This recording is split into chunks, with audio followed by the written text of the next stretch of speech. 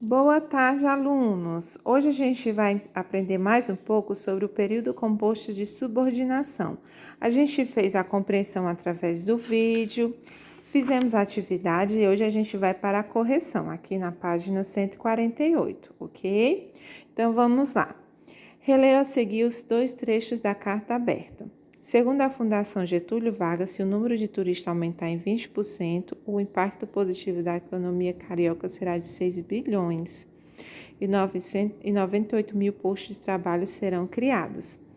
A situação requer ações imediatas, abrangentes e decisivas em sintonia com as autoridades locais para garantir a proteção e permanente a moradores e visitantes. De quantas orações se compõem os períodos desse trecho? Como é que a gente conta as orações, tia? Através das quantidades de verbos. Se eu tenho uma quantidade de verbos, eu tenho a quantidade de orações. Se eu tenho 2 verbos, 2 orações. Um verbo, uma oração. No total, no trecho 1, há 3 orações. No trecho 2, há 2 orações. B. Que relação de sentido a conjunção subordinativa se produz na oração destacada no trecho? Vocês sabem o que é a oração subordinativa, né? A conjunção subordinativa. Lembra que a gente trabalhou as conjunções dentro dos nossos slides na aula online que a tia Samile teve, que alguns alunos participaram, infelizmente não todos. As conjunções, ela liga a oração principal com a oração coordenada ou a oração subordinada. É aquela palavrinha que liga a oração à outra. E aqui ele está perguntando qual a relação de sentido dessa conjunção. No trecho 1, a conjunção subordinativa produz o sentimento de condicionalidade, de condição. Se,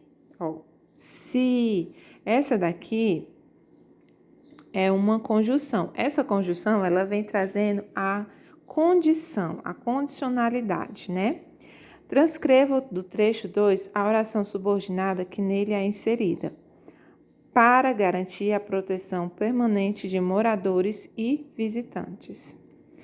Que relação de sentido as conjunções subordinativas expressam nas orações adverbiais que compõem os dois trechos? Nos trechos 1, as conjunções subordinativas adverbiais segundo e se expressam conformidade e condicionalidade, respectivamente. No trecho 2, a conjunção subordinada para expressa finalidade. O que é expressar, tia? É a ideia, o sentido que aquela palavra traz, tá? Segunda questão. A seguir, foram transcritos trechos de textos lidos neste capítulo. Explica a função das conjunções subordinativas e a relação de sentido que estabelece as orações subordinadas adverbiais destacadas. Vamos lá, ó. A perpetuação desse estado de medo, quando se considera do nada, é digno de confiança. Quando é o que está ligando a primeira para a segunda. Está sendo subordinada porque uma está sendo ligada inteiramente o sentido à outra. E agora a gente vai ver. Ligar as orações, introduzir a oração subordinada adverbial e estabelecer a relação de tempo. Quando? Tempo, né, gente? Paz social significa nunca desejar comprar uma arma para se defender. Ligar as orações e introduzir a oração subordinada adverbial, estabelecendo a relação de finalidade. Então, o que elas servem, gente? Em maioria, no geral, ligar as orações e introduzir a oração subordinada adverbial. Mas o sentido, para receber finalidade. Letra C. Empregar violência desmedida para extinguir inimigos, opositores políticos ou movimentos de protesto coletivo para o recurso de poder legítimo.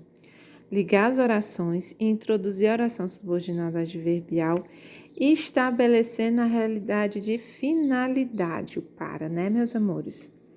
Ainda que saibamos que o presente não é uma mera repetição do passado, traços dessa cultura que associa a violência como se legítima fosse ao poder social político se atualizaram na cultura política brasileira.